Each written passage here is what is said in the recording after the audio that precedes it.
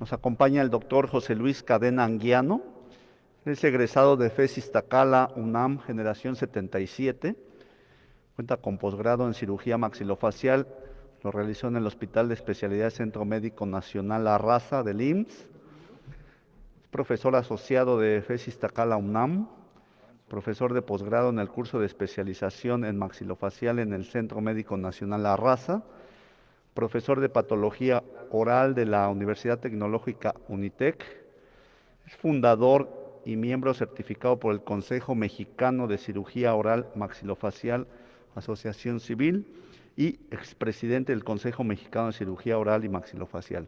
Le damos las gracias, doctor José Luis Cadena Anguiano. Adelante con su ponencia. Muchísimas gracias. Muchas gracias. Y esta vez me otorgaron la oportunidad de presentarles el tema que corresponde al diagnóstico y tratamiento de los terceros molares. Ese es un tema complicado, porque se mueven, y a mí me cuesta mucho trabajo, y mis compañeros, a lo mejor hablo de la especialidad, considerarán que que debo hablar de las limitantes, y yo creo que no.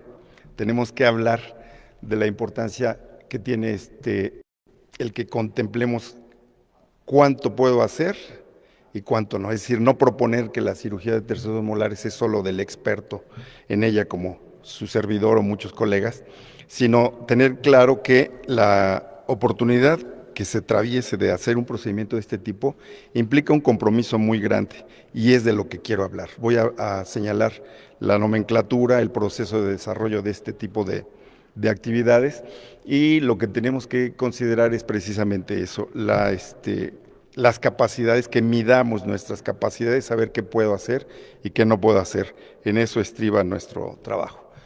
Entonces, el tema es diagnóstico y tratamiento de terceros molares. Yo hablaría mejor de retenciones dentarias. ¿Hacia dónde apunto? Ahí está ya. Gracias. En realidad, hablar de terceros molares, la nomenclatura específica debe aludir a lo que tienen en la imagen. Se debe aludir al tema de retenciones dentarias. Los dientes o los terceros molares son órganos dentarios retenidos. Y entraremos, no me voy a perder mucho en conceptos, porque no vale la pena. Yo creo que lo más importante es adentrarnos a la parte sustancial de los conceptos, pero sobre todo yo soy muy dado a ver mejor clínicamente lo que hay que aprender que a llenarnos de información. ¿A qué se refiere dientes retenidos, o hablando de los terceros molares particularmente? Son aquellos que una vez llegada a su época temporaria de erupción no logran aparecer en el espacio bucal, sea maxilar, sea mandíbula, quedan atrapados, quedan encerrados en ese espacio. Son un montón de clasificaciones, voy a empezar con esto. Sobre todo aquí parece árido cuando hablamos de clasificaciones, pero fíjense cuántos años tiene, ya casi cumple un siglo de que se hizo la primera clasificación Winter, o de las primeras ya más formales. Esta duró muchísimos años. De hecho, yo aprendí en los fines de los 70s, principios de los 80s, se usaba mucho esta clasificación como un formato para llenar los expedientes dentro de la institución. Y Winter hablaba de que los terceros molares, mide aquí Winter en esta clasificación, que insisto, es del 26, cómo ubicaba el diente simplemente y de manera muy práctica, si es vertical, si es horizontal o si es mesioangular. Solo medía eso y contemplaba las posiciones distoangulares. Obvio, vertical lo tenemos más que claro. Todo es un referente con respecto a los segundos molares, si está en posición vertical, si bien horizontal. Les voy a dar imágenes clínicas, no hay conflicto. Una de las más comunes, quizá el porcentual más alto, es esta mesioangular y la distoangular, que son las menos. En todas ellas tenemos que contemplar las posibilidades y las limitantes. Por supuesto, la posición invertida es un porcentual bajísimo, no llega ni al 4 o 5% en su frecuencia. También se refiere, esto es simplemente en el plano, respecto a un plano horizontal que representa el plano oclusal. Esa es la primera parte de la clasificación. Y la segunda es si está en vestibuloversión o lingoversión, es decir, si está vestibularizado o está lingualizado. Son de los conceptos generales en esto. Si está contenido todo el órgano dentario dentro del hueso, es más, de una vez me voy a adelantar. Aquí yo les sugeriría, porque cuando nos formamos en la universidad, y les voy a dar una experiencia personal. Cuando yo era estudiante, hace un rato ya, nos pedían en la práctica clínica 10 procedimientos promedio. Nosotros teníamos un montón de pacientes en ese tiempo, ya como hoy los jóvenes luchan por conseguir paciente. En esos años había mucho trabajo, empezaban los planteles en la FES Iztacala y había gran volumen de trabajo. Nos pedían 10 procedimientos, yo ya con la patología psíquica de hacerme cirujano, hice arriba de 30 procedimientos. Terminé, me presento al hospital, a mi trabajo, o ya como residente pues, y yo me sentía un ducho en esto. Y a la primera experiencia, por cierto, compañeras féminas me retaron al procedimiento y me pusieron uno, ¿has hecho muchas? Sí, yo soy muy bueno, yo las hago. Nunca pude terminar el procedimiento, es decir, hay que hacer N veces para poder afirmar que conocemos algo. Y esto vino a tema por la inclusión intraósea, me dejaron hacer un procedimiento de un diente retenido, un tercer molar completamente intraóseo y las dificultades fueron enormes. No pude completar el procedimiento, yo que asumía que dominaba el hacer, ¿no? Si están erupcionados, en fin. Y estos son algunos de los ejemplos que quiero mostrarles. En las imágenes se alcanza a visualizar. Aquí lo que nos interesa, y me interesa particularmente, y lo dije al principio, ¿no? Por ejemplo, la mesioangular ocupa un porcentual muy alto, un 43%, es lo más común. Y en las horizontales solo un 3%. Por supuesto, las otras van a ser menos frecuentes. Les adelanto, el tener un referente de la posición respecto al diente adyacente, nuestro hacer cuando hacemos cirugía de estos dientes es proteger al segundo molar. Este no nos interesa, lo vamos a eliminar, estamos quitando. Tenemos que proteger el resto de los órganos dentarios. Uno de los problemas más serios es que no contemplamos, lo vemos solo el diente. Tenemos que ver integralmente, colegas, contemplar uno de los referentes más importantes, y hablaré un poco de complicaciones al final. Quizás si me invitan vendré a hablar de complicaciones en esto, que creo que es un tema que nos llamará mucho para cualificar qué tanto podemos o no entrar a hacer procedimientos de este tipo. La referencia del órgano dentario respecto a la rama, respecto al paquete y su relación corona-raíz, raíz del segundo. De una vez me adelanto y insisto, voy a hablar de clasificaciones. Vean en las imágenes radiográficas las posiciones que pueden guardar. La más común es insisto, pero aquí contemplen la osteotomía que tenemos que hacer para poderlo quitar, lo que físicamente deja el órgano dentario una vez que lo eliminamos, la pérdida de soporte enorme a la parte distal de ese segundo molar, que es un diente que tenemos que rescatar. Entonces, esto de las clasificaciones, su importancia sustancial, fundamentalmente, y yo sí quiero insistir, más que llenarnos de nomenclatura y de nombres, es que visualicen precisamente esos referentes. Por ejemplo, aquí las raíces están rebasando el paquete.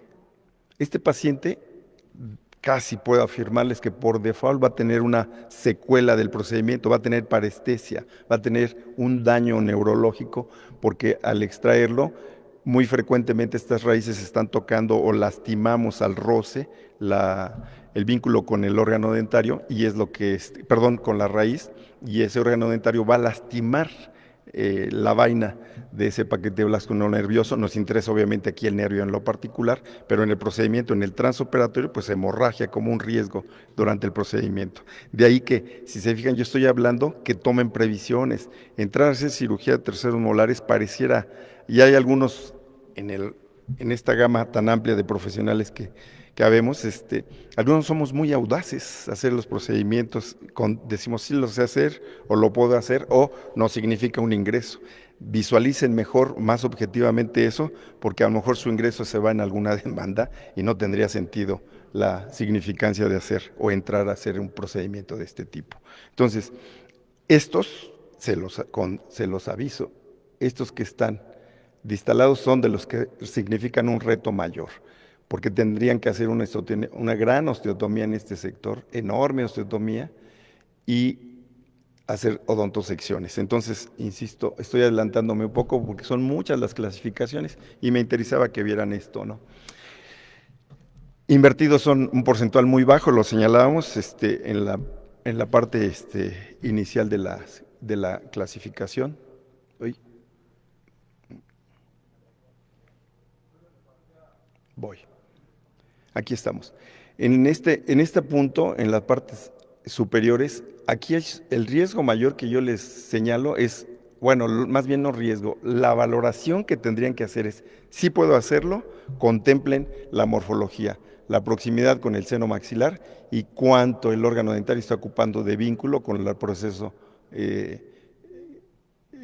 con la tuberosidad, ¿sí? En la parte más posterior de la maxila, el proceso alveolar, con la tuberosidad, porque el ejercer palancas de manera severa en esos sectores nos puede significar un gran y serio problema, fracturas de tuberosidad, y el paciente, por supuesto, puede tener complicaciones más severas.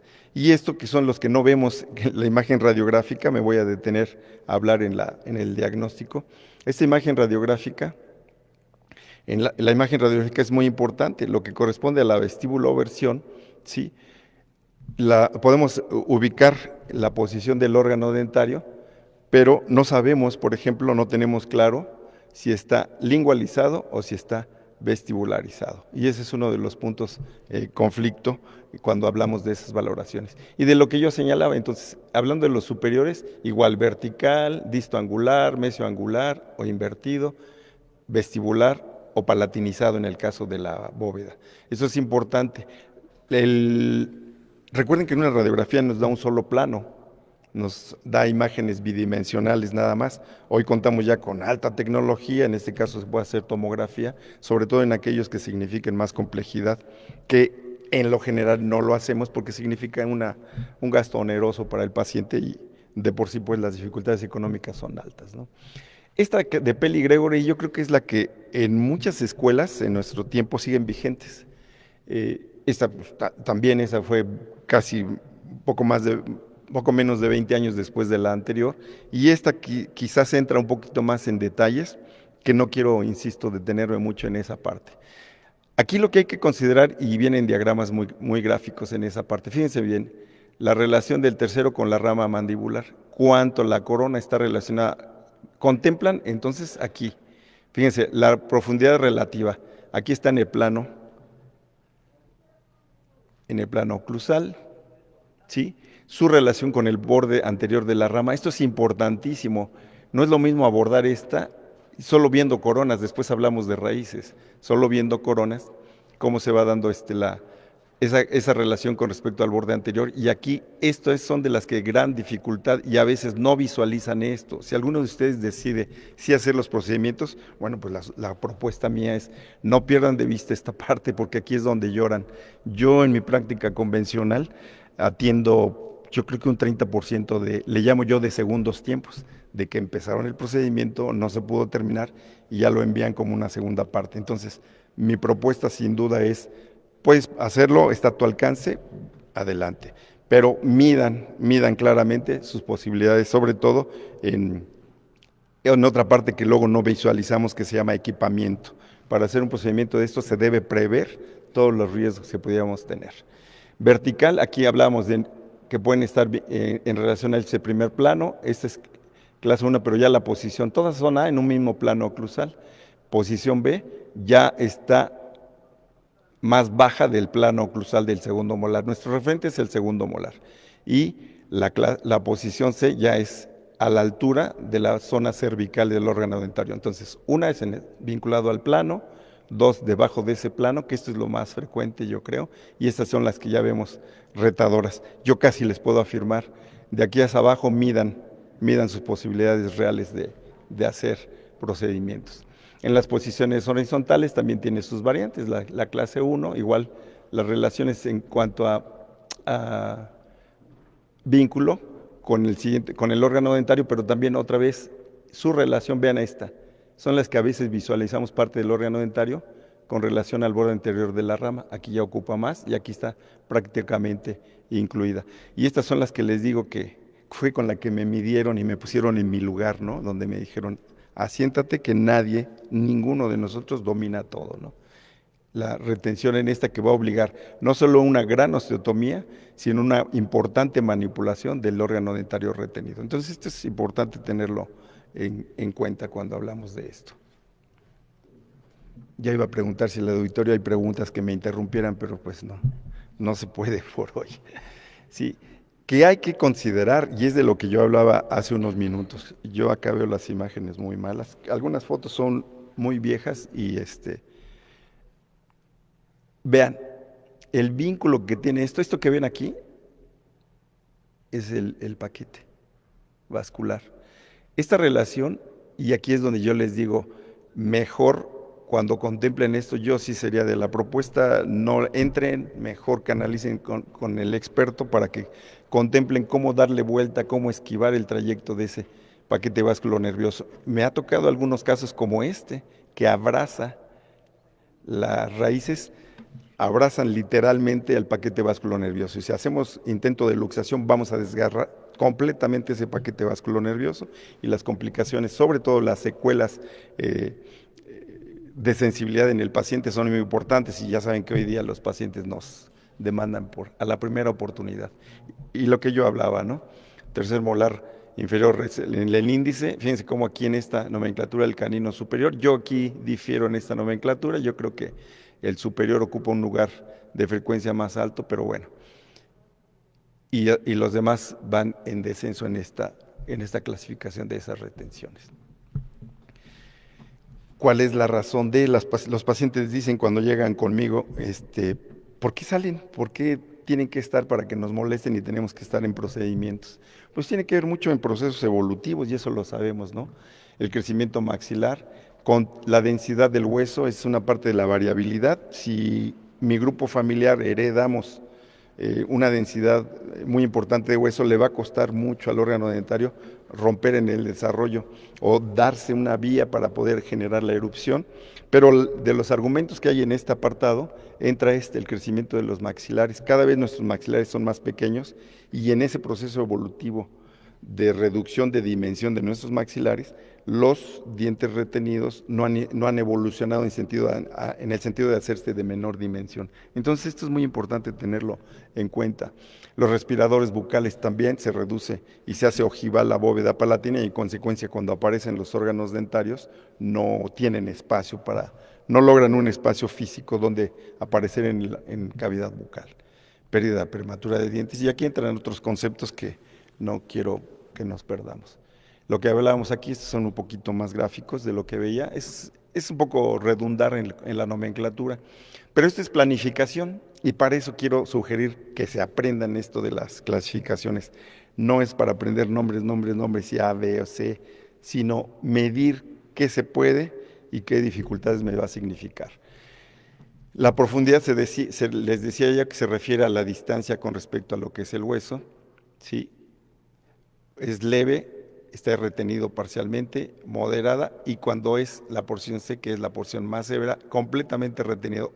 También consideren después del procedimiento que van a tener dificultades en la evolución de su paciente. Esto es muy común, a mí me ha pasado con mucha frecuencia, es muy común que tengamos un absceso residual, porque aunque suturamos, queda una oquedad muy profunda, se mete residuos de alimento, saliva, se descompone y hay un proceso infeccioso residual o secundario al procedimiento. Entonces, otra vez, medir qué es factible como procedimiento.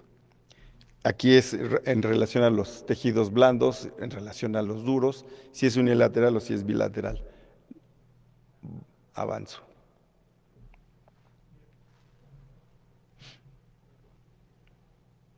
Es un poquito redundar, insisto, nada más, otra vez, el referente, en el caso de tejidos blandos, si es subgingival, ¿sí? O si de plano está completamente intraósea. Eso es importante. Cuanto menos la veamos, no pierdan de vista la necesidad de saber ese vínculo con el paquete neurovascular. Eso es lo que ya estaba, nada más que vi unas imágenes aquí correlacionándolas, entonces esta ocupa un porcentual mucho más alto, mucho más frecuente. Estas tengan cuidado, a veces están tan montadas acá y pretendemos hacer osteotomías en esta zona. Sus riesgos de deterioro al segundo molar, de provocar una secuela a nuestro paciente, aumentan radicalmente.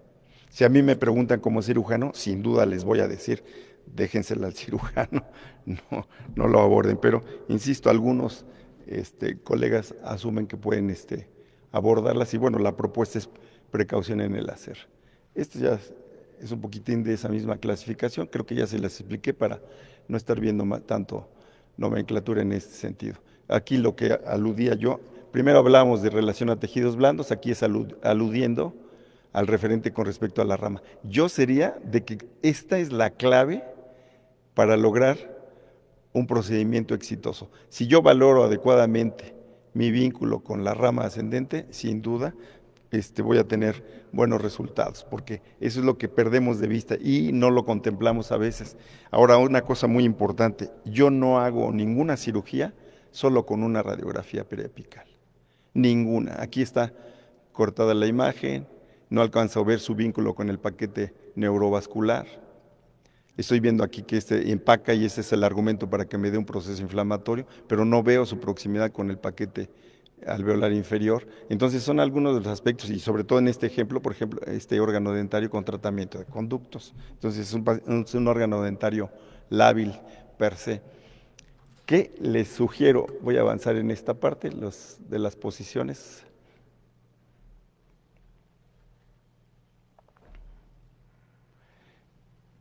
En el caso de los superiores, ya lo señalaba yo en un principio, mi primer punto importante es cuánto lejos o próximo estoy a los límites del seno maxilar. Algunas de las raíces parecieran estar dentro del antro, dentro del seno. En realidad no lo están, el porcentual real de que estén colocadas dentro del seno es muy bajo. Lo que sucede es que estamos viendo, insisto, solo dos planos y las raíces a veces están o palatinizadas o vestibularizadas y respetan el seno maxilar, el antro maxilar. Entonces, pero si tengo el riesgo durante el procedimiento, si es que tengo ese rango de proximidad, de que yo perfore el plano de la mucosa en ese sitio, la membrana mucosa puede estar en próximo, hago la extracción y puedo tener dificultades. En un momento más avanzaremos ya con las imágenes clínicas del procedimiento. ¿Qué es importante? Y tengo un ejemplo ahí que es donde a veces no medimos.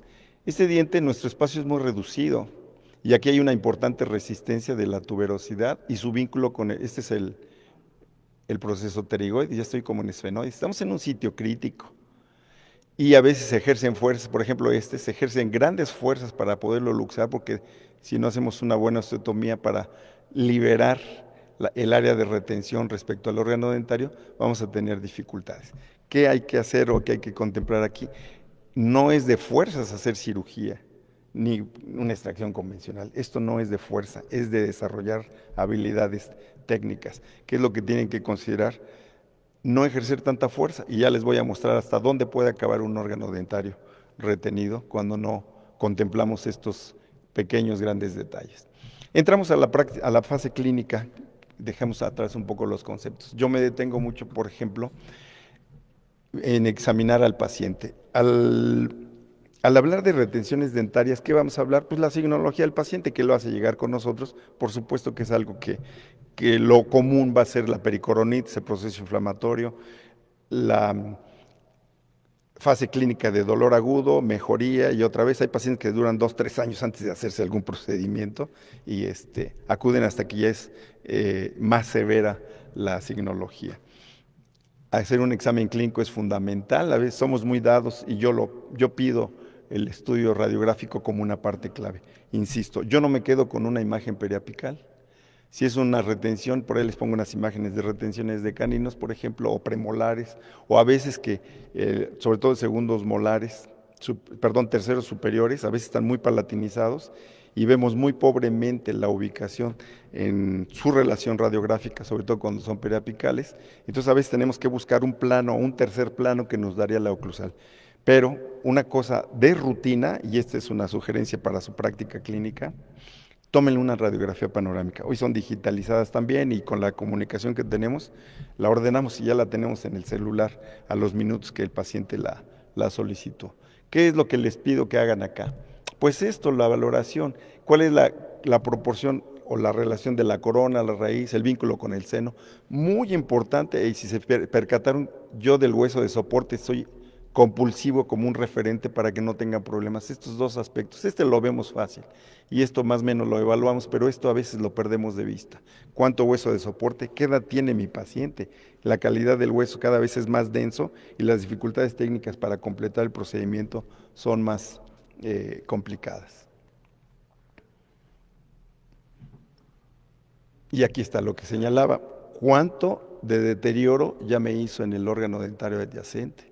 A veces va el paciente, no le avisamos cuánto deterioro hay. Yo soy propositivo en eso. Vean aquí el proceso caries que ya generó el otro. A veces, por ejemplo, su respuesta álgica es por el diente cariado, no es el tercero el que les duele. Obviamente va a haber que quitarlo para intentar un proceso de restauración acá, pero es muy importante esta valoración integral respecto a los órganos dentarios.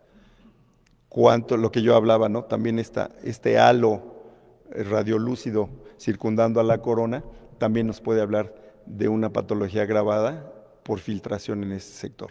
Y otra vez, si no medimos, y ahí es otra vez donde yo insisto, si debemos ser conscientes que sí puedo dominar y que no.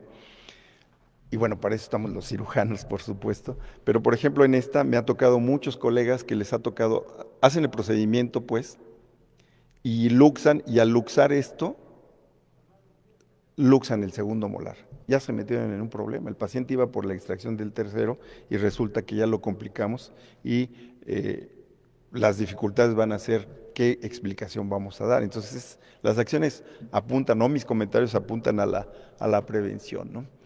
La relación que señalaba yo con respecto a la rama, por ejemplo, en estos son dientes terceros donde no tienen gran resistencia no hay resistencia en el sentido que no hay una barrera ósea, tiene campo libre, son submucosos, las dificultades sean menores, pero quiero ver esto, ¿no? ¿Dónde está?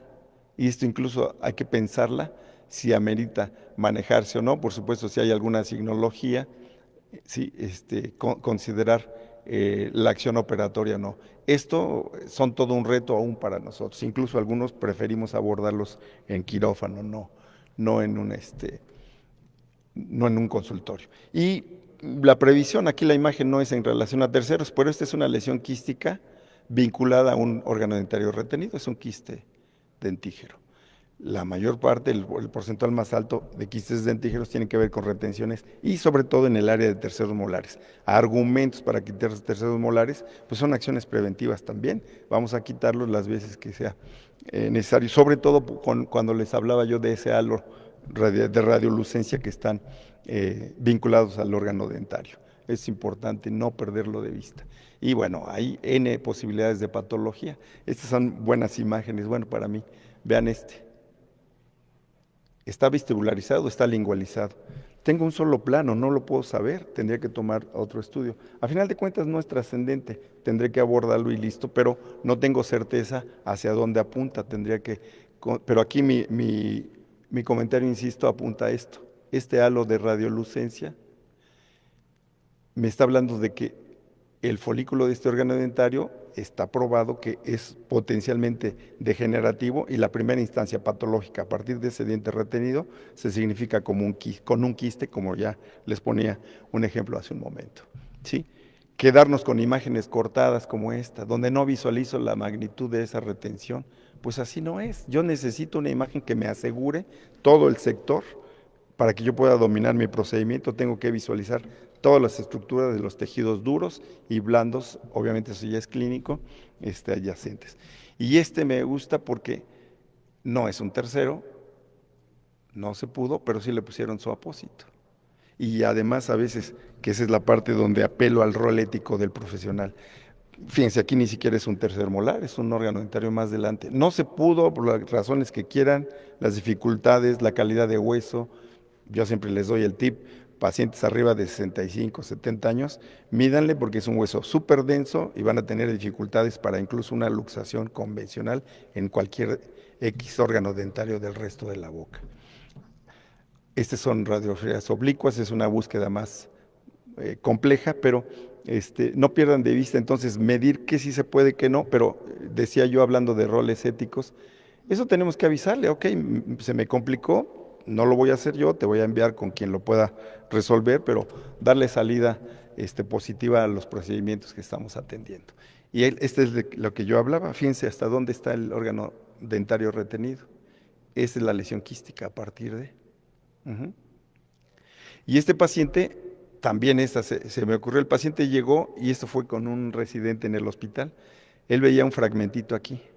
Doctor, es un resto radicular, ya le tomó radiografía, pero es solo un resto, ¿como para qué se la tomo? Tomen la radiografía. Y lo que parecía solo el fragmento del resto radicular tenía una lesión proliferativa a partir de la porción radicular de ese teórico resto que era nada más, y vean, había fístula y un proceso inflamatorio, estaba desarrollando un cuadro infeccioso que apuntaba ya a una osteomielitis. Pero aquí lo importante es, vean, hasta dónde extiende ya. Muy ampliamente sobre la rama. Esta es una rama en riesgo de fractura y si no se mide cuando se hace el procedimiento, la complicación se puede dar sin duda. Estos son los apuntes donde yo creo que es una obligación de cualquier profesional de la salud en el espacio bucal, que somos nosotros, son ustedes y yo. La norma del manejo. Tenemos que manejar, y hoy estamos pero impregnados de condiciones de manejo de asepsia, antisepsia, con esto que nos golpea a la humanidad de esta afección viral terrible. Todos los procedimientos implican una norma de asepsia y antisepsia. Tenemos que hacer las consideraciones en ese sentido y eso es muy importante. Un buen bloqueo anestésico. Somos muy dados a justificar, es que estás nervioso y por eso no te hace la anestesia. Hay asistentes que hasta hablan de eso. Es aberrante, ¿no?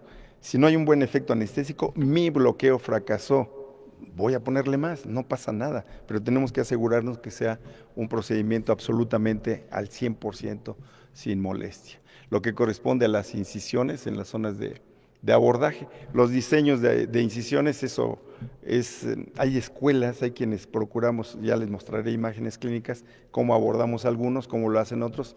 Hay hospitales en el medio, yo conozco de todos los compañeros, colegas, pues, donde prefieren una incisión y se hace normativa en esa institución, y hay otras que se hacen también normativas con diferente abordaje y todos argumentamos.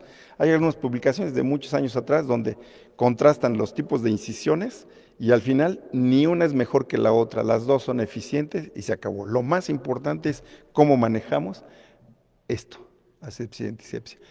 El colgajo, los diseños, decía ya, obviamente la incisión apunta al diseño de colgajo, de lo que ya hablaba, cuánto de osteotomía, cuánto se requiere si obliga el órgano dentario de odontosección. A veces quieren sacar el órgano completo y así no es.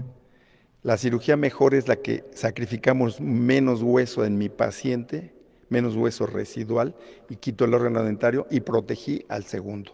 Esa es la cirugía de terceros molares exitosa. El tratamiento de la cavidad, terminamos a veces, medio le lavamos, aquí también, y la parte más importante de osteotomía. Aquí es obligado,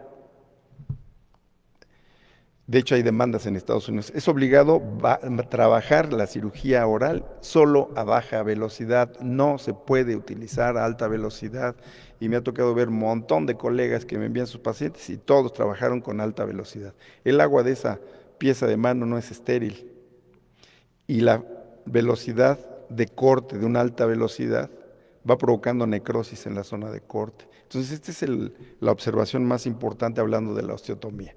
Debe ser a baja velocidad para no provocar esa necrosis ósea, que es lo que le genera situaciones más álgicas al paciente. El tratamiento de la cavidad, la limpieza.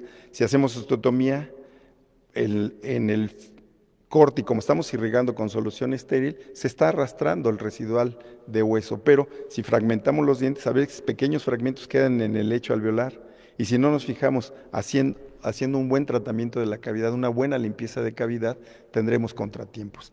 Ese es el punto, garantizar que esté perfectamente limpia y posteriormente que se organice un buen coágulo para que haya una buena hemostasia. Y la sutura, obviamente, todo procedimiento quirúrgico donde levante un colgajo tiene que suturarse. He escuchado por ahí que algunos no usan suturas, por supuesto es práctica libre, pero yo les sugiero, donde hicieron una incisión, levantaron un colgajo, tienen obligación o tenemos obligación de afrontar, de pasar unos puntos ahí de sutura.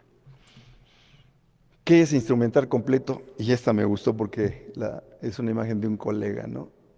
Pues tengo todo, no necesitas todo aquí, pero sí armado, no necesitas todos estos. Los forceps no son necesarios para esto. Una cirugía de tercer molar no requiere de pinzas, y ni todos los elevadores, pero sí el armamentario, un recipiente para la solución, para irrigar, el armamentario mínimo necesario. En este caso, yo, por ejemplo, de rutina en mis bultos quirúrgicos tengo un elevador recto, un angulado, bandera, le llaman algunos izquierdo, derecho, listo. Y eso sí, el armamentario para garantizar un cierre. Los forceps yo los quitaría de acá, esto lo pongo porque dice, pues tengo completo, porque le dije, te ayudo en el procedimiento, pero ten todo. Y puso todos sus instrumentos quirúrgicos ahí. Y vamos a ver algunos casos clínicos preferibles, mejor, ¿no? Las condiciones de salud del espacio local es importante. Si el paciente cursó con pericoronitis, la sugerencia que se hace es que les den terapia farmacológica previa. No abordemos, es decir, si lo voy a ver mañana, yo ya sé que cursa con pericoronitis, prescriban el antimicrobiano desde ya y el cepillado, aunque sea doloroso en el área, para que mantenga muy limpio y se recupere el área clínicamente, para que cuando abordemos, va a haber proceso inflamatorio todavía, sí, pero que sea lo menos, porque yo voy a provocar proceso inflamatorio con mi acción o con mi procedimiento quirúrgico.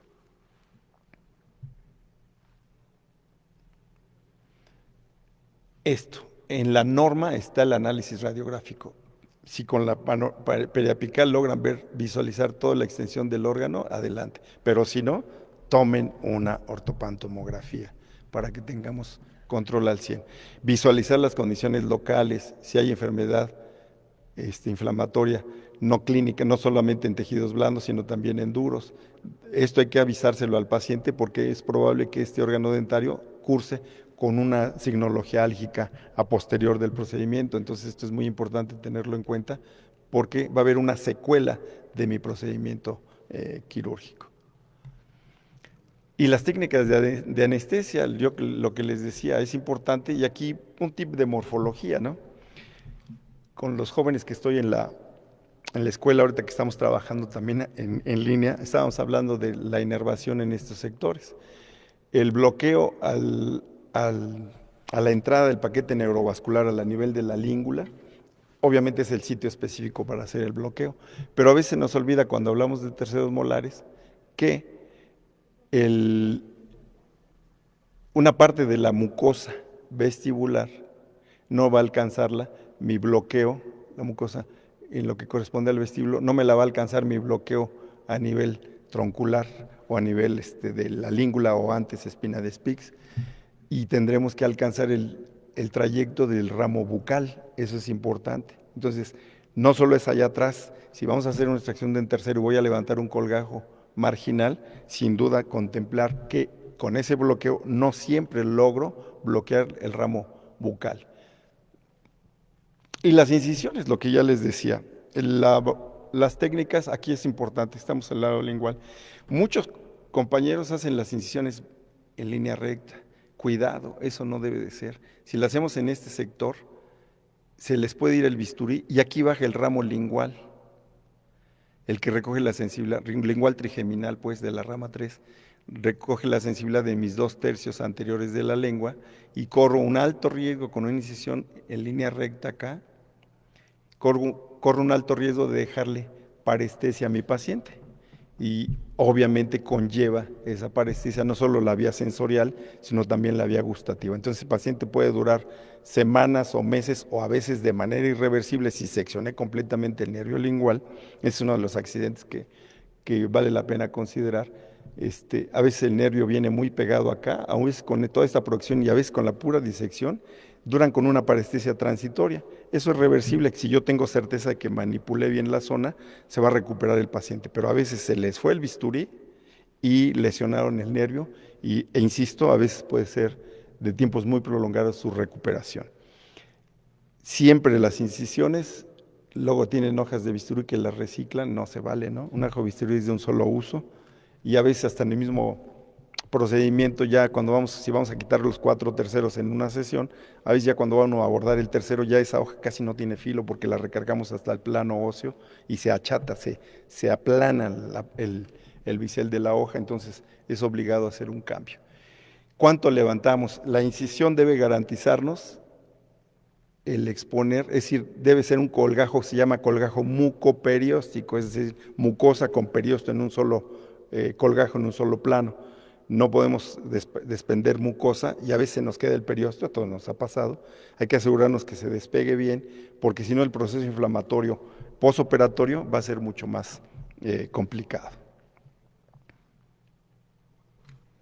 Y lo que decía la osteotomía, entonces no se les olvide, se trabaja siempre a baja velocidad y con un flujo de irrigación con solución estéril continuo. Siempre, ¿por qué? Porque la fricción va a generar calor y puede necrosar el borde óseo, por eso el enfriamiento aquí se hace con esta solución. Estamos levantando tejidos blandos, no podemos agregarle bacterias más a esos sitios a nuestro paciente.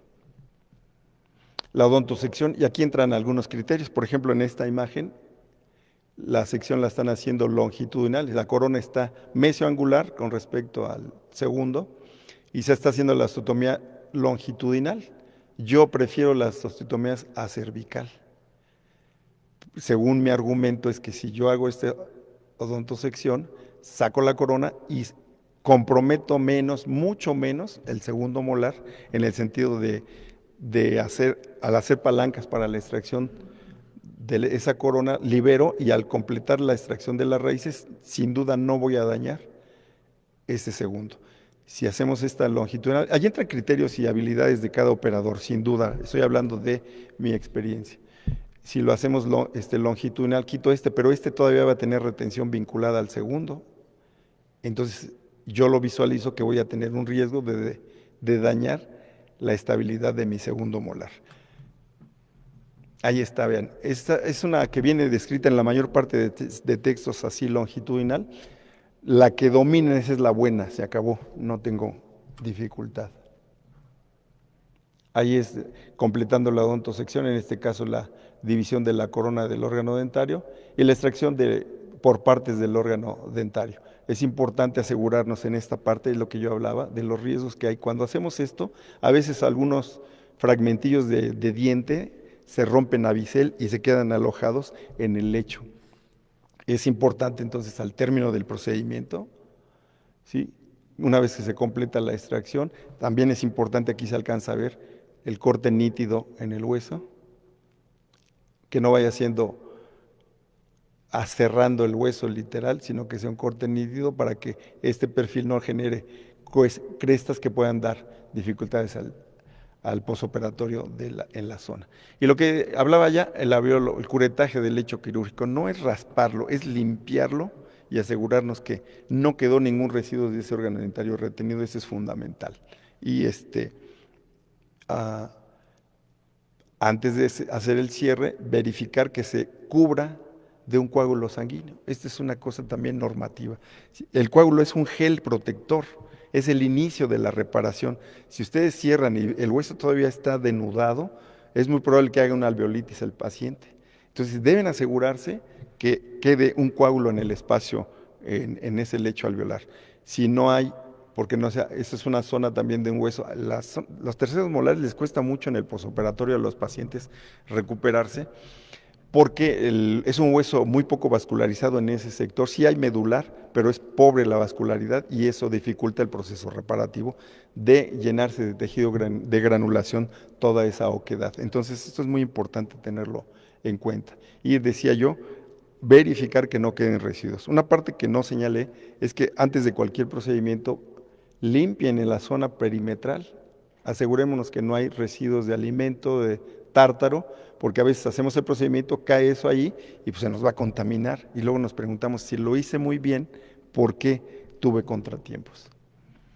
Y la reposición del colgajo, si el diente está erupcionado parcialmente, como era el caso, tampoco quieran sellarlo, no lo van a poder hacer, pero sí debemos afrontar los bordes de la herida. La reposición del colgajo, asegurarnos que esté posicionado morfológicamente, porque a veces cerramos y este ángulo queda muy estirado hacia acá o queda flexionado y no logramos un cierre adecuado. Y la sutura, los materiales acá Yo creo que como estamos hablando de un sitio donde hacemos un procedimiento y vamos a ver al paciente a los 7 días hacer el retiro de puntos, podemos usar seda sin problema, 3 o 4 ceros dependiendo del tipo de paciente que veamos, pero hay quienes prefieren utilizar materiales absorbibles. Yo creo que aunque sea un material absorbible hay que quitarlo, porque en el espacio bucal la sutura retiene fragmentos y detritus y se coloniza de bacterias. Entonces, más de una semana, unos puntos de sutura, corremos el riesgo de que se nos complique el lugar. Entonces, 6, 7 días como normativo para retiro de suturas. Y vamos a ver un ejemplo del maxilar. Acá es un sitio muy noble cuando hablamos de cirugía de terceros molares. La maxila tiene gran vascularidad, el posoperatorio en la parte superior es muy noble, es realmente muy favorable. Si el paciente se va a hacer las sesiones, en mi caso particular, si son 4 y el paciente sabe que es solo 2 y luego 2, le hago las superiores primero, porque ahí su posoperatorio es muy favorable, poco dolor, poca inflamación y se recuperan muy bien.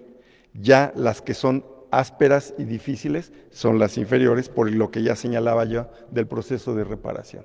El abordaje también es variable en estos sitios. Otra vez, la propuesta insistente mía, disculpen, pero es importantísimo. Su análisis radiográfico los obliga a que siempre tengamos claro hasta dónde tengo que visualizar la proporción completa de mi órgano dentario. No lo puedo ver en parcialidades porque allí tengo dificultades.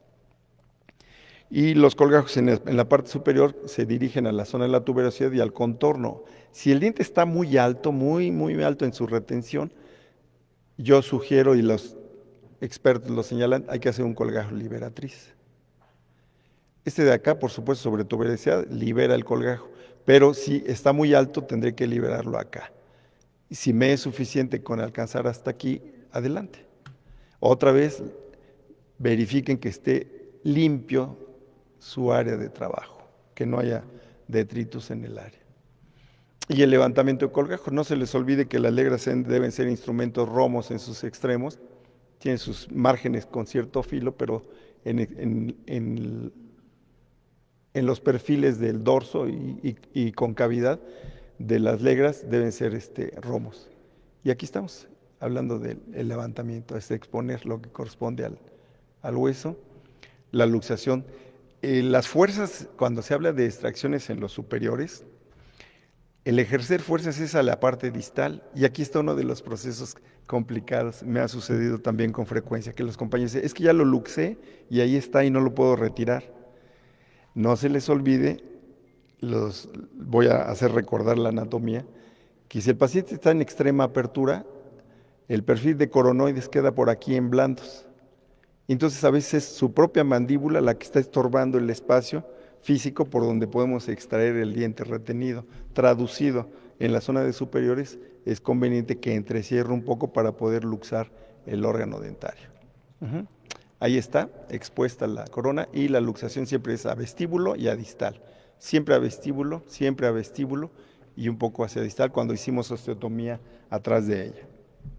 Y la extracción propiamente dicha. No se les olvide esos vestigios que muy comúnmente tienen del opérculo, de la cubierta, del diente retenido, porque se ha visto, se sugiere que de estos residuales, de estos vestigios, de ese opérculo, de esa cubierta que tiene el órgano retenido, pueden desarrollarse lesiones quísticas. Allí entra el principio de limpieza de la cavidad, estas fracciones de la membrana. Aquí no me voy a detener en esta nomenclatura, nada más para que consideren que también dentro de los retenidos, el tema son terceros molares, pero la plática la tenía armada con retenciones dentarias y por eso les dejo que no olviden también que los caninos, el plano que nos da un ortopanto es muy limitado. Si hay ortopanto y oclusal mínimo necesario para un procedimiento vinculado a caninos retenidos. Mínimo necesario. Y aquí sí los riesgos de daño a otros órganos dentarios son muy altos. Yo sí ahí les propondría mucho cuidado. ¿Por qué? Porque casi siempre van a provocar resorción del lateral o a veces están más medializados en su orientación y hasta incluso resorción de central. Si central y lateral están comprometidos con el canino y ustedes ejercen palancas excediendo fuerzas o por la resistencia del diente, que es el diente más fuerte que tenemos, mucho cuidado. Su riesgo de luxar eso que ya de por sí está deteriorado es muy alto y a veces pierden esos órganos dentarios, entonces ahí van a enfrentar un problema serio respecto a la expectativa del paciente o hacerle ver todas las condiciones en las que llega para el procedimiento. Si están palatinizados, que es lo más común, o a veces están vestibularizados, o a veces, fíjense como este perfil que ponen, ocupan los dos espacios, que era la clasificación que estaba detrás. Que con la valoración radiográfica, esto no me deja ver. Tiene su halo que hay que prever, cuánto chance tengo, tampoco hay que ser tajantes, vean estos acá abajo. Hacia dónde se dirigen, qué oportunidad real tienen como para alcanzar el plano, es edad del paciente, cuánto tiempo, si están completos, si están retenidos, si puedo rescatarlos y llevarlos al proceso con tracciones, les muestro ejemplos. Pero aquí es muy importante una valoración integral, no confiarnos a las oportunidades. Y otro de los problemas pues, son los supernumerarios, que esto es más, casi siempre los supernumerarios están invertidos, pueden ser 1 o pueden ser 2 los que están ahí. El porcentual más alto, un 80% están por el lado de paladar y muy bajo porcentual hacia vestíbulo o en el punto medio. Cuando está en el punto medio tenemos problemas de viabilidad en el soporte de los dientes, de los centrales, y nuestro trabajo, hablo como cirujano, es quitar lo que no es viable y conservar precisamente, sobre todo en la parte anterior, lo que es significativo para la salud bucal de nuestro paciente. Lo que ya hablaba yo, el vínculo aquí, el nervio lingual, eso es lo que yo les decía hace un rato con la incisión. Si esta incisión se va hacia acá y por alguna circunstancia me prolongo, puedo lastimar el paquete, perdón, no el paquete aquí, la ruta de mi nervio lingual, y mi efecto va a ser la parestesia, la ruta sensorial, sino también una limitante en la percepción gustativa de esos 2/3 anteriores de la lengua. Y de los colgajos, me detengo a esto, por eso puse estas imágenes, vuelvo un poquito en esto.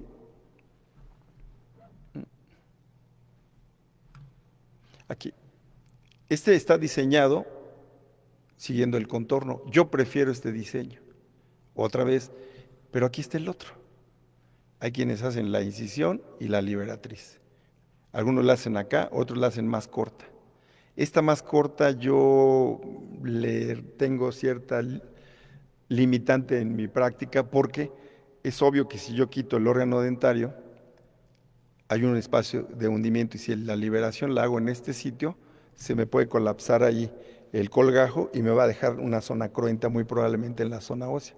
Entonces, si prefieren la liberatriz, yo sugiero que la hagan más adelante. Y yo soy de la idea de contorneantes y esta la angulamos lo más posible hacia afuera, por supuesto asegurándonos que nos dé campo visual. Otra vez, línea recta no, luego se les va el bisturí y acá lastimamos los tejidos blandos en el sector. Y no solo en nervios, sino también tejidos blandos y podemos tener una hemorragia transoperatoria. Aquí en este inferior están liberando el colgajo y en esta está rechazándose nada más. Esa tiene la liberatriz.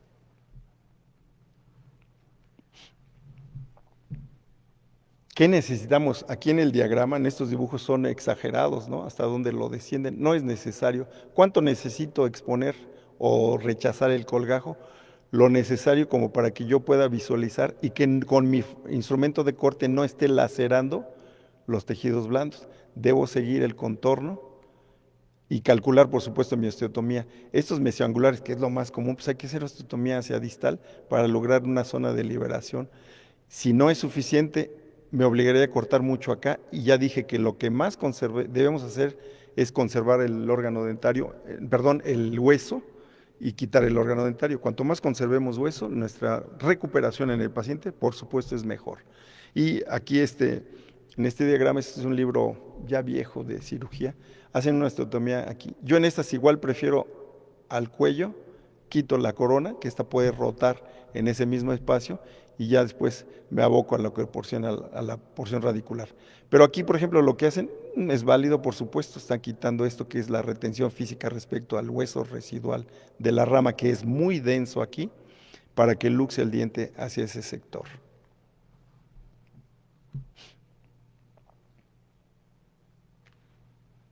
Y es lo que yo señalaba, el armamentario necesario es una fuente para la irrigación, las legras, hay muchos diseños, un buen bloqueo anestésico, habilitarnos todo, no estar en el transoperatorio que me atore, ahora dame esto y dame el otro, y el asistente no encuentra nunca nada, al menos yo no sé ni dónde están las cosas, ¿no? Todo el armamentario necesario para el procedimiento, pero tampoco el arsenal en exceso. Y es lo que ya comentaba del manejo en esto. Aquí estamos diseñando ese levantamiento. Aquí se ve, por ejemplo, la gran densidad que tiene el hueso. Hacer la osteotomía para asegurarnos que libere. Este es donde a veces se exceden en el corte hacia atrás y si hacemos una gran palanca, corremos un riesgo también, sobre todo si el diente que está retenido ahí está en espacio de profundidad. Al hacer palanca podemos fracturar la mandíbula. Es uno de los riesgos que esto implica. Vean el lecho. Este es un hueso extraordinariamente denso. Este le va a costar mucho trabajo reparar, porque es muy mineralizado.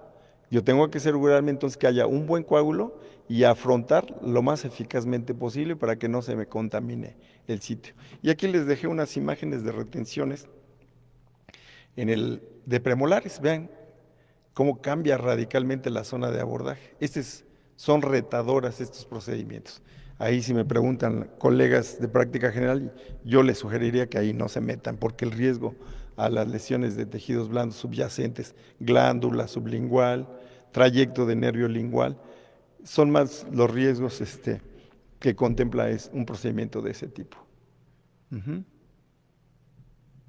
Otra vez en el lado opuesto, las zonas de osteotomía. Tiene una orientación vertical y bueno, su trayectoria es menos complicada. Contemplen organizar un buen coágulo en el espacio residual. Y aquí lo que ya señalaba de la técnica, siempre hacia distal y siempre a vestibular. Las tracciones son a vestibular y a distal. Si ejercen mucha fuerza, tengo un ejemplo al final que se les fue a la fosa pteriomaxilar. Entonces, otra vez no es de fuerza, es desarrollar habilidades y contemplar hasta dónde podemos manejarlo. La orientación, es muy gráfico, del elevador en este sitio, ¿sí? Es de impulsión, pero aquí es de rotación en este sitio. Aquí hay que asegurarnos también que no se nos vaya a patinar hacia los tejidos blandos. Ese es cómo sujetamos, es de habilidades o desarrollo de técnica, ¿no? Nuestro referente de proximidad con el seno, no lo olviden nunca esto respecto a estos, y el contorno, aquí yo les ponía esto. Si está muy alto, yo sin duda hago esto, la incisión acá y la liberatriz para hacernos un campo franco para poder hacer la osteotomía. Cuidado en este sector, había pasado N veces que diseca uno de más y la bola grasa de Bichat se nos empieza a herniar hacia el sitio del procedimiento. Eso es una complicación porque va a ser un edema extraordinario en nuestro paciente como una complicación muy severa, y él no iba por bichectomía, ¿verdad? Iba por una extracción de un tercer molar. Ahí está con la liberatriz, nítido. Aquí hay discusiones también, si pasan a la zona, a la altura, si la liberatriz la hago a nivel de la papila o si la hago en la zona cervical. Hay criterios para ambas. Yo creo que la reparación se da sin dificultad si manejamos bien nuestros tejidos blandos.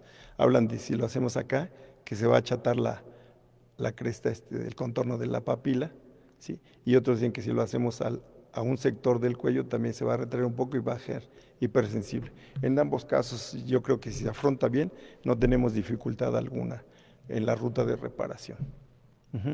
Cuando tienen tratamientos de ortodoncia y conllevan eso, yo soy un convencido, ojalá y no contraste con muchos de los que me escuchan, de que los tratamientos de ortodoncia siempre deben evaluar si hay retenciones y si van a distalar, quiten los terceros molares antes que estar haciendo el procedimiento, porque si quitan los terceros molares van a liberar buena parte del hueso a la zona distal y sus movimientos van a ser más eficientes y más tempranos, sin tanto tiempo para lograrlos.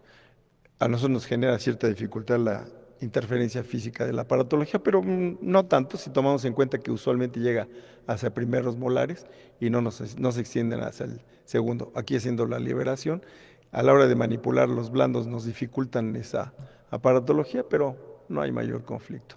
Importante entonces, osteotomía sobre la zona de tuberosidad. Hay quienes hacen osteotomía buscando acá o se pierden en la búsqueda del órgano dentario. Hay que tener mucho cuidado en esa parte para evitar complicaciones. Y aquí estamos ya exponiendo lo que corresponde al órgano dentario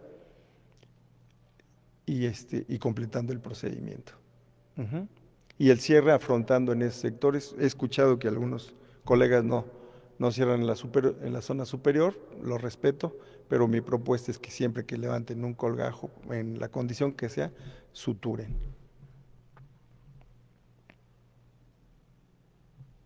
Otro ejemplo nada más ahí para que veamos la propuesta en la imagen.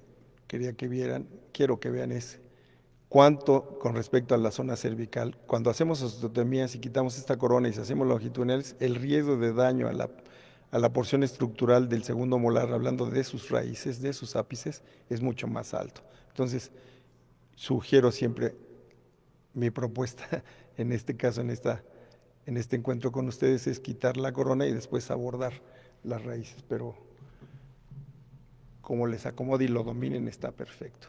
Y esta es la fracción del folículo, asegurarnos que queda limpio el lecho alveolar y no dejamos fragmento de este folículo. Si no se forma lesión quística, sí puede funcionar como un cuerpo extraño y hace reacciones inflamatorias crónicas, granulomatosas. Ahí estoy. Y el afrontamiento para asegurarnos. Es un espacio difícil de fotografiar. Es hablando de los caninos, yo creo que sí son un reto técnico importante y me ha tocado ver oquedades fenomenales en bóveda palatina que no valen la pena como procedimiento, que pretenden a veces exponer todo el diente. Las retenciones dentarias yo prefiero fragmentar para quitar lo menos posible de hueso. El diente no me importa, va a ir al bote de basura. Yo lo que quiero es conservar lo más posible de hueso estructural.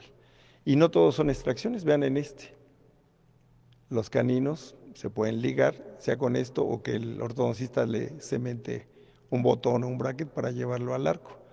Es decir, debemos pensar también en la opción conservadora, hablando de otros dientes. De los terceros molares no. Me ha tocado ver terceros molares con tratamiento de conductos y yo creo que no va por ahí, ¿no? Son dientes pocas veces útiles morfológicamente en el espacio bucal, no tienen dónde estar.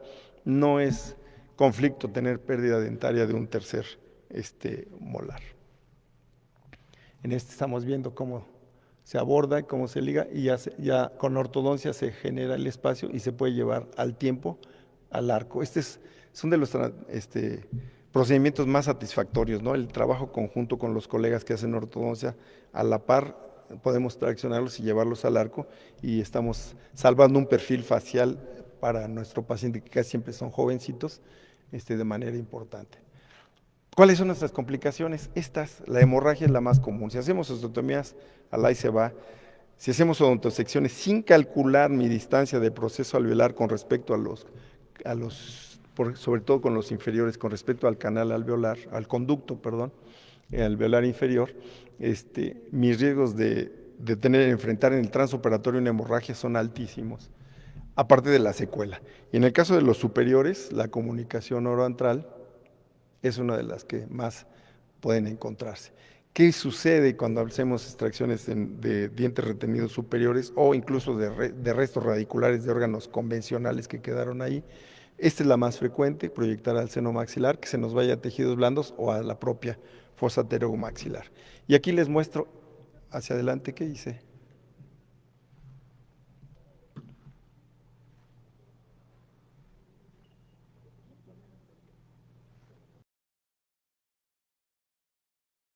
De aquí en adelante les voy a mostrar algunas de las complicaciones, muchas gracias, de las complicaciones que nos vamos a encontrar. Por ejemplo, fractura de tuberosidad, hablando de las zonas superiores. El paciente quiere visualizar su diente y a veces hacemos la extracción y se viene todo un fragmento óseo. Bueno, pues decirles estaba muy próximo. Aquí entra previsión y evaluación clínico-radiográfica antes para evitar esto. Las fracturas mandibulares, he visto un buen número de pacientes que colegas de práctica general entran a hacer el procedimiento. Entonces aquí el llamado es, ¿lo controlas? Probablemente abórdalo. No tienes certeza, mejor no te compliques la vida, ¿no? Y la complicación más frecuente, sobre todo en terceros inferiores, se llama alveolitis. El llevado y traído alveoleo seco, que es el término técnico correcto, es una osteitis alveolar aguda, y los procesos infecciosos. Por supuesto, el dolor posoperatorio, en el preámbulo de cirugía la pericoronitis, el antecedente de daño periodontal, el riesgo de daño periodontal, las infecciones, las lesiones quísticas, esto ya es, por supuesto, a largo plazo. Muchos dientes retenidos están en eso. Vean, fue una extracción de tercer molar que se les complicó y cómo tuvo que llegarse, o cómo llegó, que le abordaron en la zona cervical. Por supuesto, este abordaje también está mal hecho, esto tiene que ser submandibular si corresponde a órganos dentarios, ¿sí? Siguiendo los pliegues cutáneos. De estas cosas nos hallamos en el camino, ¿no? Las posibilidades de fístulas y que conlleve, por ejemplo, también una sinusitis maxilar. Vean, es un paciente, y aquí lo único que se encontraba en lo clínico era esto, pero él hablaba de que bebía líquido y se le iba a la cavidad nasal. Por supuesto, no era un tercer molar, pero eso mismo puede suceder cuando se hacen extracciones de terceros. Estoy hablando de esa complejidad. Aquí hay una comunicación franca, bebe líquido, se va a la nariz, o sopla, se tapa la nariz y hace presión, prueba de Valsalva, y hay fuga de aire a cavidad bucal. Ahí está el hecho aparentemente. Y vean aquí el seno maxilar. Ocupado, velado, decimos nosotros técnicamente, un seno sano y un seno maxilar enfermo. Aquí es más franco en una proyección Batters, vean, proceso inflamatorio crónico. Otra vez, no hay razón para enfrentar complicaciones de este tipo. De ahí el punto es al don de ubicuidad. ¿Qué hay que hacer aquí? Por supuesto, resolver la patología antral y hacer un cierre del defecto. En eso consiste. Aquí se hizo una plastía. Vamos a verlo. Ahí se está exponiendo, comunicando a través de la vía, en la proximidad de la fístula. Se comunica, se hace una ventana al seno maxilar para sanearlo, toda esa mucosa enferma.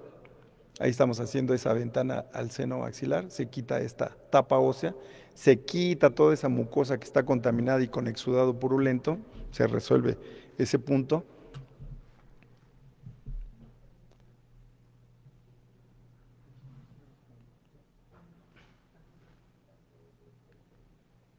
Ahí estamos quitando todo el tejido granulomatoso de la mucosa.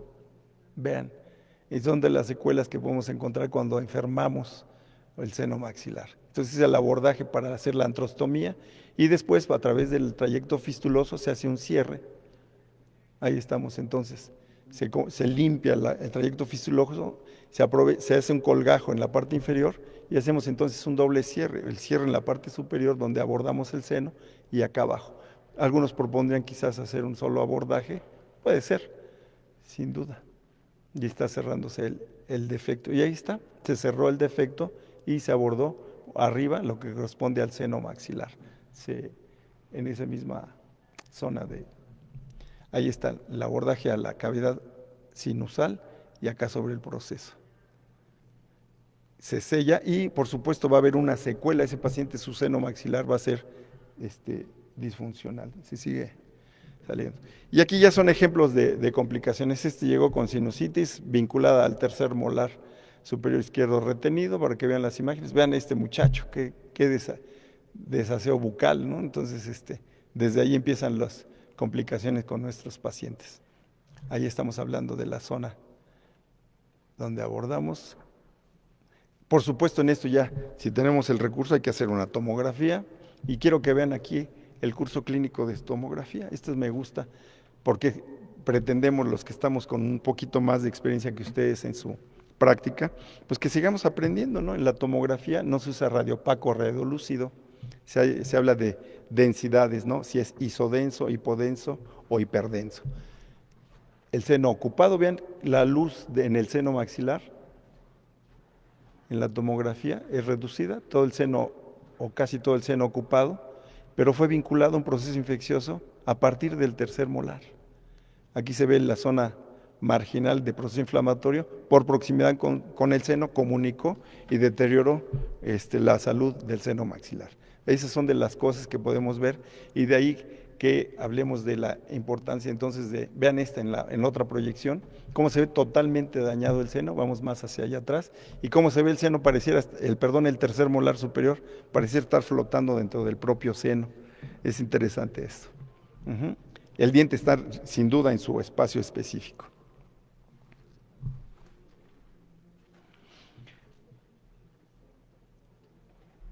¿Qué se manejó? Una antrostomía, un abordaje Caldwell-Luke, la enucleación, porque desarrolló la lesión quística, que fue lo que hizo comunicar el diente retenido con su lesión quística hacia lo que corresponde al seno maxilar. Y ahí estamos abordando en la zona al abordaje para el retiro del órgano dentario retenido, las osteotomías marginales. En este caso es el abordaje en la parte anterior, en la fosa canina, en la parte anterior de la maxila, para hacer el trépano y abordar ese seno, para sanearlo, por supuesto. Otra vez, un doble abordaje en la zona distal y una en la fosa canina. Y lo que quiero que vean allí, vean el seno. Todo, no es el seno, pues, más bien lo que había de mucosa sinusal. Esto totalmente inviable.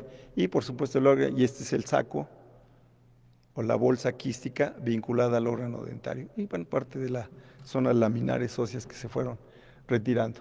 Y estas son de las complicaciones, hablando de las extracciones, pacientes se les infectan, y este paciente de ese origen terminó con infección. Vean hasta dónde llegó el proceso infeccioso, hasta las paredes laterales craneales.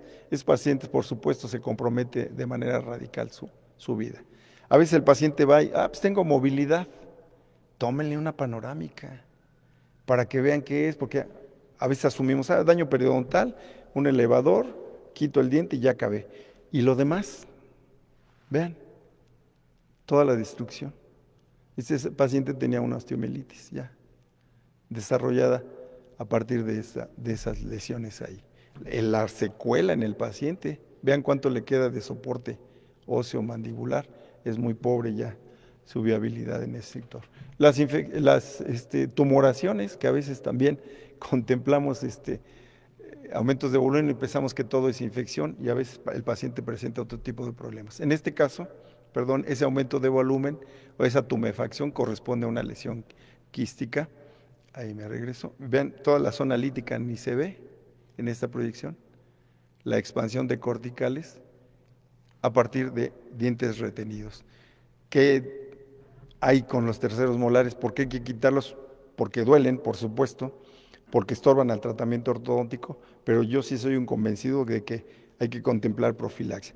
Si hay terceros molares, se los encuentra en un paciente de 80 años, déjenlo en paz, ¿no? Y ya están asintomáticos, no lo toquen, no tiene sentido, porque a veces hasta eso lo estamos comprometiendo. Vean, esta es la magnitud de la lesión quística, el deterioro, el riesgo de viabilidad de todo ese sector y sobre todo el riesgo de fractura en su mandíbula. Este es el caso que les pongo, ya estoy por terminar.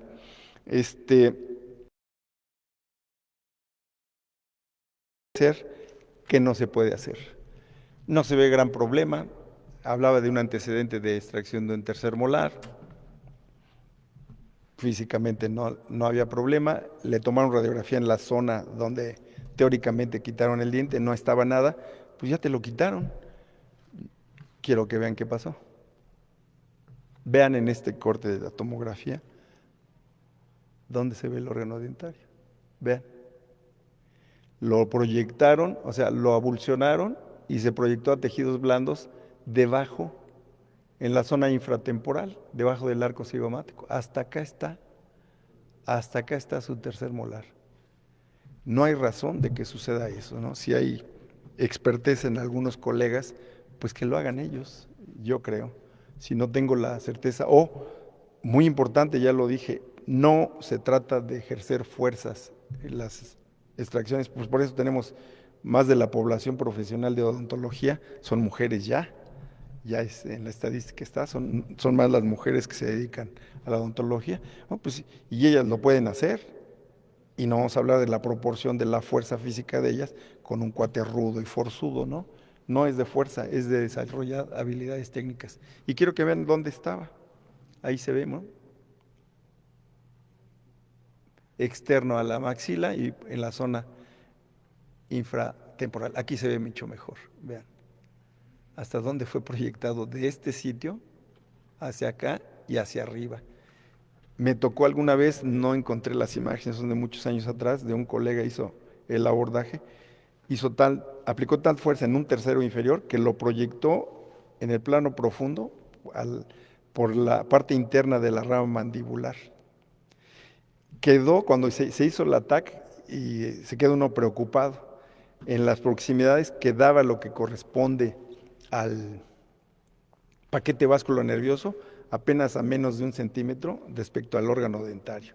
Es decir, son de las situaciones que podemos evitar, y otra vez, contemplen que no es fuerza, es que desarrollen su habilidad. Y aquí está, en estos cortes, es el mismo caso, pero me gustó mucho para que hablemos justamente de los riesgos de proyección de los órganos dentarios a tejidos distantes. Aquí está, este es el perfil, vean dónde está. Es arco cigomático pegado a la pared y a la parte alta.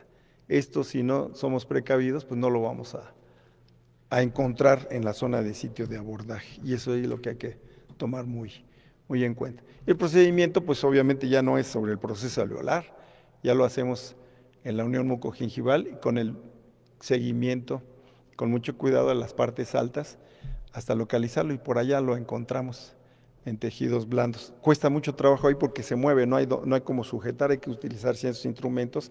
Y por supuesto, también un tip, nunca se hace cirugía, yo operador solamente. Requiero obligadamente mi asistente, no hay más. Es normativo. Yo alguna vez recién salido de la residencia se me ocurrió hacer uno y estaba yo llorando, aprendí nunca más, no tengo asistente, la difiero. Así de fácil, no se puede hacer procedimientos de cirugía si no hay un soporte. Se necesitan un instrumentado, un separador y quien manipula, y hay quien irriga y me ayude a soportar para separar los tejidos en el sector. Y vean aquí ya cómo ya se localizó allá en el fondo el órgano retenido. Vean hasta dónde se tuvo que incidir. Ya fue en la unión mucogingival y orientados hacia la zona externa. Y el cierre, afortunadamente no hubo más dificultades. Y les dejo termino prácticamente ya en unos minutos. Esto de estructuras adyacentes, ciertamente el porcentaje es bajo, pero no deben darse, ¿sí? Daño nervioso, ven que no están tan lejos, extracción fallida. Y aquí es una invitación, si están haciendo el procedimiento y se atoran, asumamos, no puedo, y siempre tenemos un colega próximo, experto en el procedimiento, que será quien pueda completar el tratamiento. No comprometan a su paciente intentando procedimientos que no van al caso, ¿sí? Por los resultados, la asepsia y antisepsia nos va a evitar complicaciones como son las infecciones. Dije cirugía innecesaria, me han mandado pacientes con dientes retenidos superiores, completamente cubiertos de hueso. Me conviene porque es un procedimiento quirúrgico. Sí, pero también es un paciente que no lo requiere en un momento dado. Insisto, pacientes seniles, no hay razón de someterlos a un procedimiento de este tipo, sobre todo con las dificultades que enfrentamos en cuanto a calidad ósea y fragilidad capilar.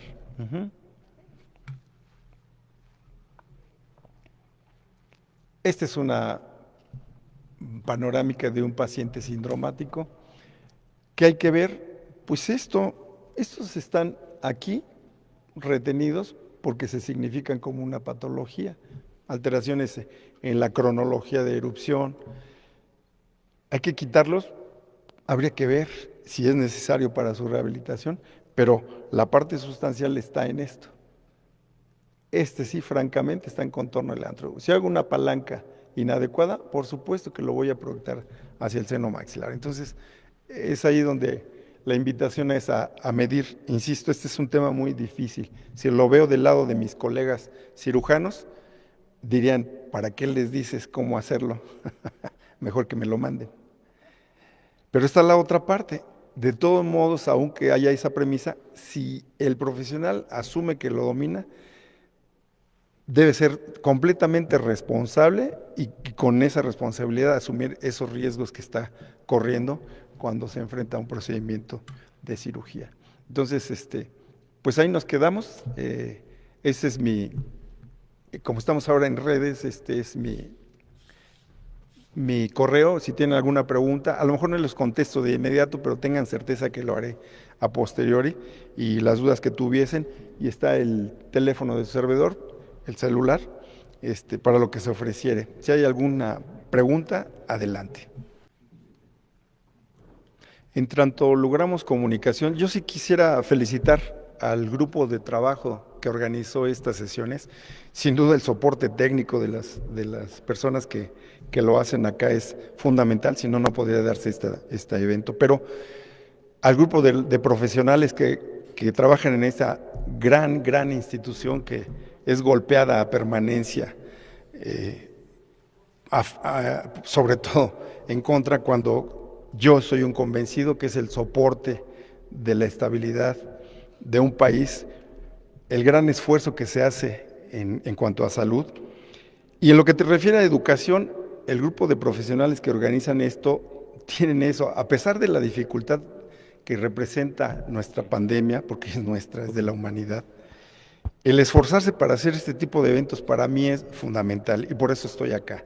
Las veces que me inviten, tengan certeza que estaré con ustedes, pero lo más importante es no terminamos nunca de aprender. El proceso de educación es desde la facultad, lo tenemos desde la casa, pero hablo de formación profesional, y en este ámbito no perder de vista que el profesional en la salud nunca va a terminar, ni debe terminar de aprender.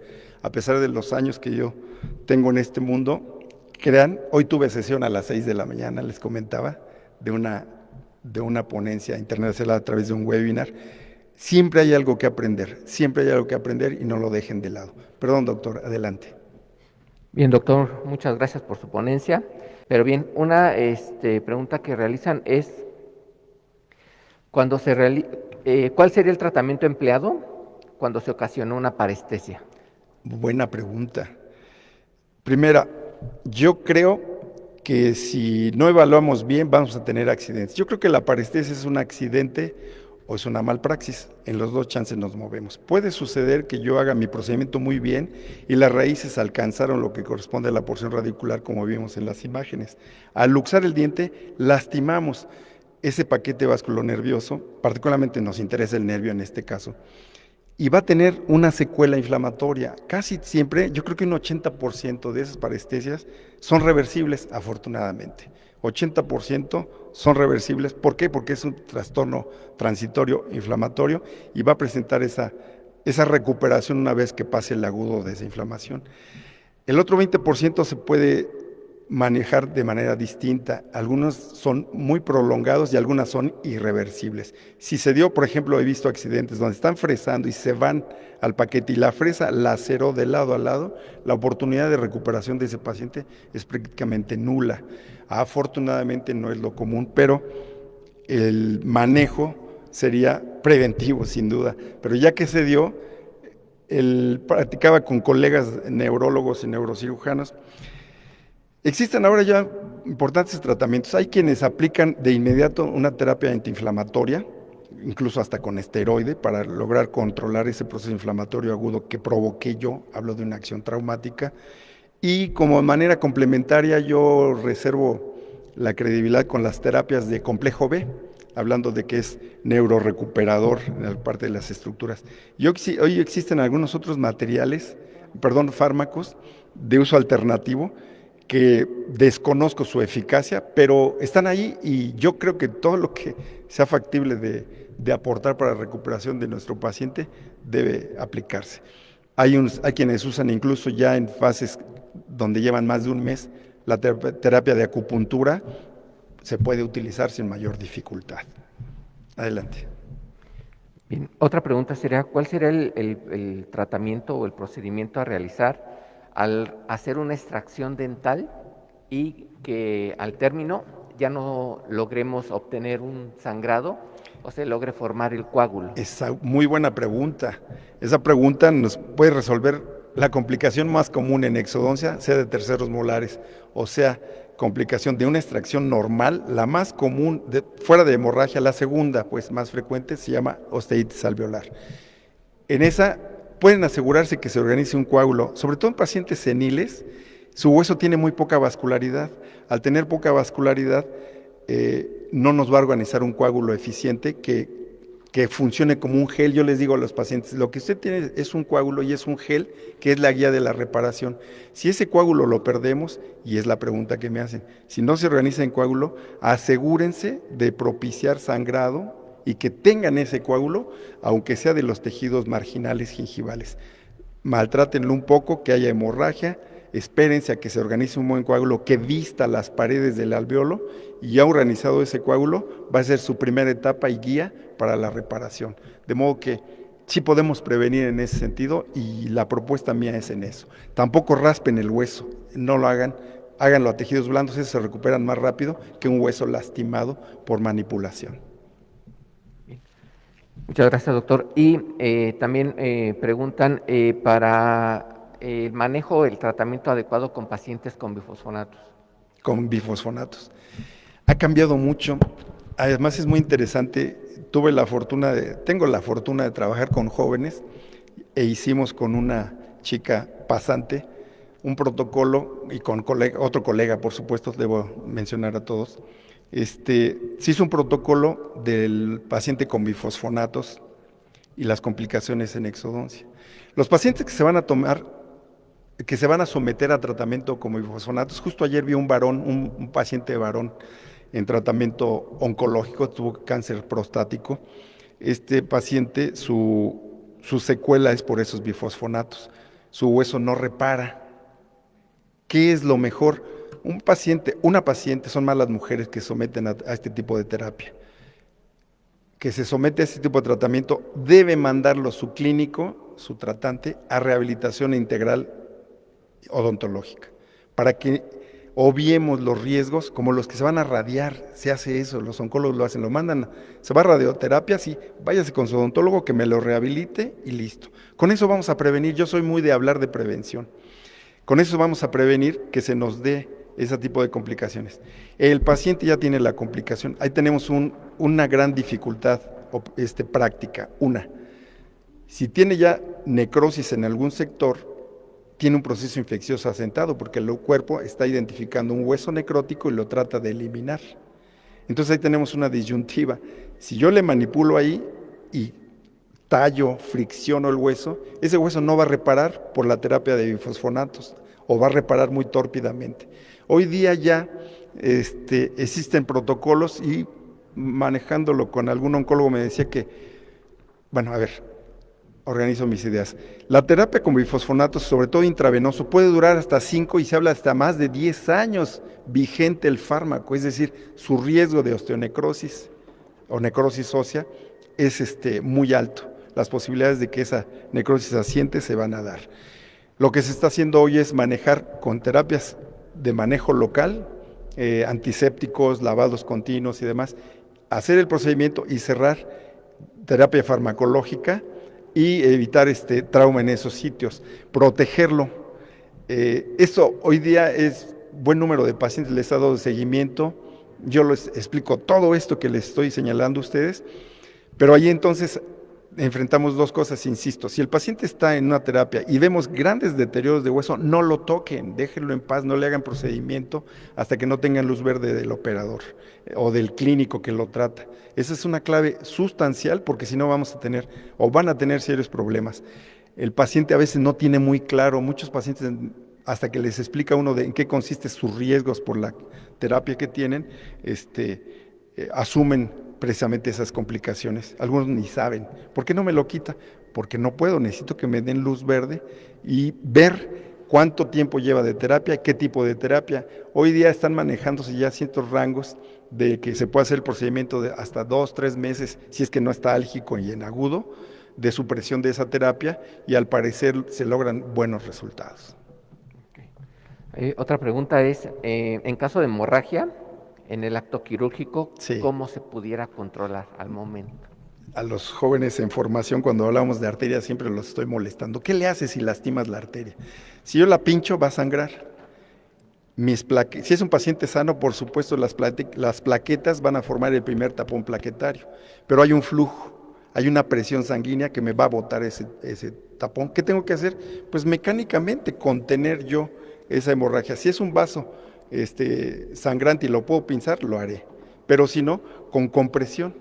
Primero es compresión y no es, le pongo la compresión y me espero 2 minutos. Hay que hacer compresión 4 o 5 minutos y rechazar, en este caso, la gasa compresiva, precautoriamente, con cuidado, y si ya logré cohibirlo, me estaciono con otra gasa, otro tanto de minutos, ya no sangra, usen alguna sustancia, alguna trama que facilite. Satín hemostático, a mí me encanta, el satín hemostático por cierto, es de los productos chinos maravillosos, que siempre dudamos de ellos. Ese satín se precipita y forma una trama que le da soporte a ese coágulo que yo quiero que se forme y va a formar ese tapón. O las gelatinas, Gelfoam, ya hay un montón de productos en el mercado, colóquenlo allí, colóquenlo a presión y, importante, cohibieron la hemorragia, no se confíen, el paciente puede entrar en hipertensión tardía o el efecto vasoconstrictor en nuestro anestésico se termina y puede tener sangrado. Entonces, cohibir la hemorragia, suturen, dense una segunda barrera de seguridad. Entonces, con eso estoy seguro que les va a ir bien. Estamos hablando, insisto, de un paciente sano. Bien, muchas gracias, doctor. Espero que con estas preguntas se contesten varias porque, bueno, redundan mucho. Claro, y si hubiera algunas, pues ya saben dónde me encuentran. Muchas gracias. Pues, sin duda, muchas gracias por su tiempo. Qué bueno los que están detrás de las pantallas, que se siguen esforzando por seguir aprendiendo.